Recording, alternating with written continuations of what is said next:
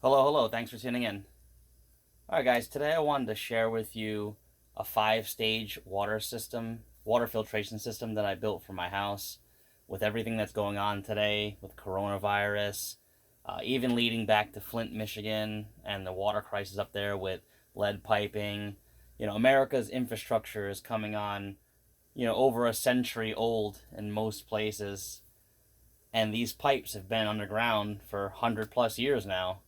So there is issues, even if you're on city water, it's supposed to be cleaned and supposed to come to your tap clean, especially if you're on well water. Fortunately, we have both here, and I have the option to choose between either or. But while you're sitting here looking at these filters hanging on the wall, I want you to take note of the filters inside the housing, the brown ones. Those have been in about 3 months, and then the filters right on top that are white that I'm going to change out, and those are the clean ones. And there's some other filters on the system, and we'll talk about each one. We'll talk about the ratings. I won't bore you to death with the science behind everything, but I do want you to make an educated purchase and live healthier and smarter. So this water is coming in from the city, and as you can see, we expect to turn on the faucet and we get nice clean water. As you see, my filters are catching some rust, dirt looking contaminants. That would be going directly onto your skin when you're showering. You will be drinking that water if you drink tap water, cooking with that water if you cook with it. These are all things that you can't see with your eye. The filter is now catching it, and you can see it through the clear chamber that is actually catching stuff. And like I said, this is only about 3 months worth. So filters are going to be sold in a variety of what's called micron sizes, and that's the ability for the filter to stop a certain particulate piece of trash, matter, whatever you want to call it, at a certain level. And then those are broken down into absolute and nominal filters. So I know it's a lot, but real quick, an absolute filter means that if you're looking at that center filter right there and you see 20 micron, and I'm just zooming in, and like I said, we'll go over each one. 20 micron. And if that was an absolute filter, it would mean that 99.99% of all particles larger than 20 microns would be trapped in that filter. A nominal rating filter, which most filters are, and which this one is a nominal rating one, this one will trap about 85%, 80 to 85% of everything 20 microns or bigger. There are some instances where it's going to let 20 microns pass through, and that's like if the size was like 19.999 microns, it's going to flow through. If it was an absolute, it would have stopped it. So those are those little variables that you have in the systems and how you have to look out for things.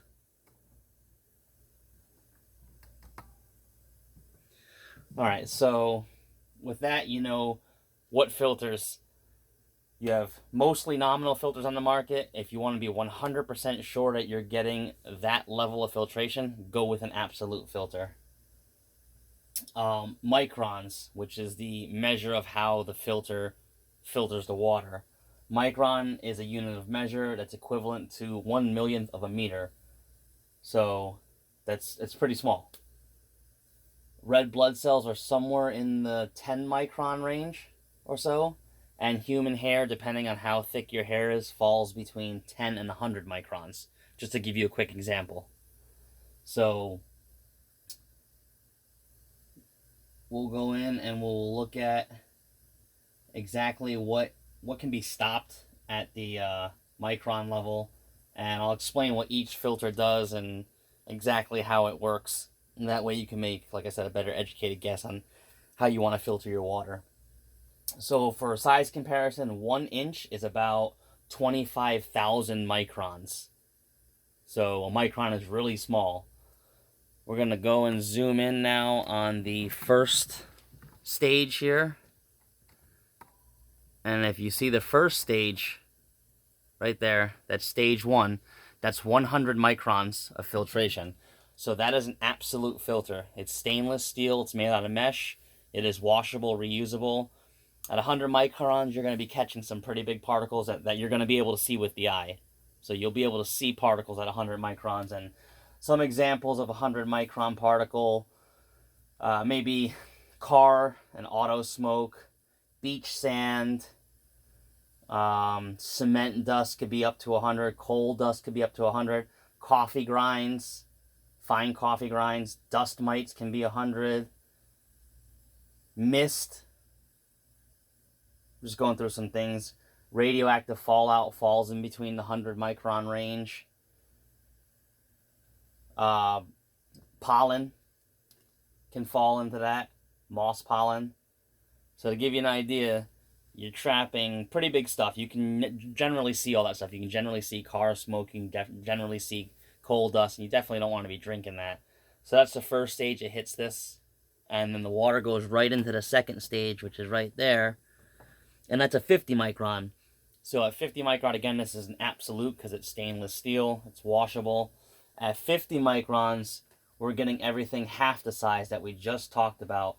So now we're in the range of capturing asbestos dust, again, finer beach sand, finer smoke particles, clay. We can start filtering out clay, finer coal dust, finer coffee, fertilizers. We're starting to filter out fertilizers now, the bigger ones. Let's see what else. Pollens, all types of pollens you're starting to filter out. So at this point, we're starting to really start to filter out some things that we're kind of not getting able to see unless there was a lot of human hairs in here and everything. You can see a human hair, but one single strand is hard to see. One spot of pollen is hard to see, but you can see a pollen cloud in the air to kind of give you an idea. So at that point, after the 50 micron, we hit a 20 micron, which is right here. And this is a nominal. So this is only going to catch about 85% of 20 micron.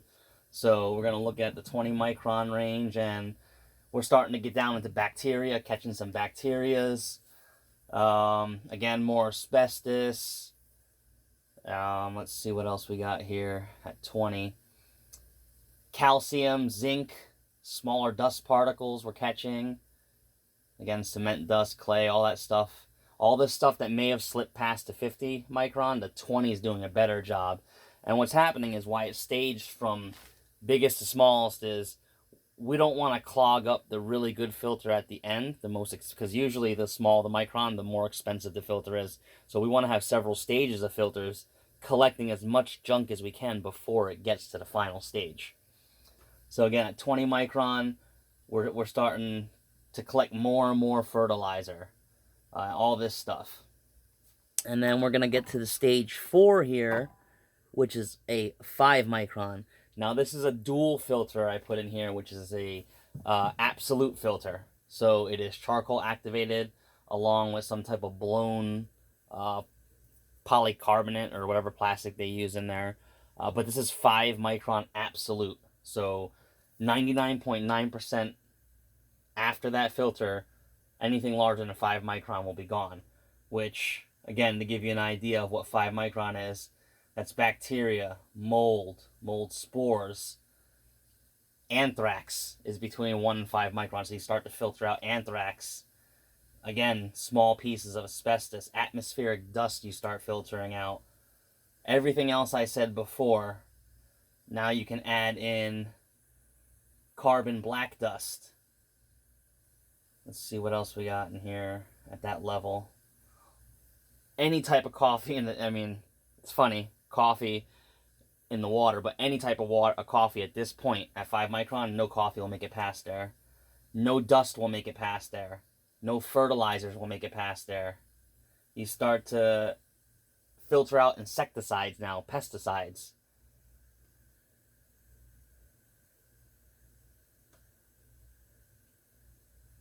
Paint pigments start to get filtered out. Herbicides start to get filtered out. Red blood cells get filtered out here.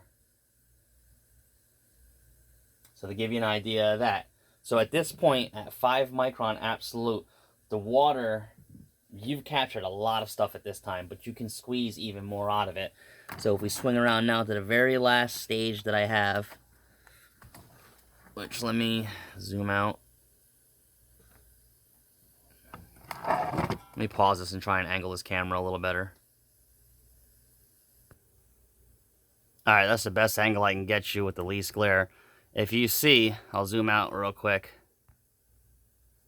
That filter is really not dirty at all. The black you see in there is the carbon, because that's the second carbon filter after that 5 micron. Look at the one on top, is clean as well. But this is 0.5 micron. And this one here, I believe, is an absolute as well. So at 0.5 micron, we have now got rid of all mold spores, all mold itself, most bacteria, all of anthrax, all of asbestos. You got rid of all your auto and car dust and all that stuff. All of your cement dust, all your coal dust, coffee's gone, dust mites, fertilizer, and all insecticides are gone. You're starting to filter out most lead dust.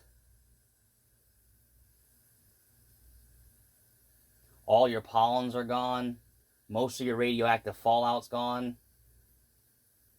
Start to filter out any type of like electrical solder smoke, rosin smoke, stuff like that.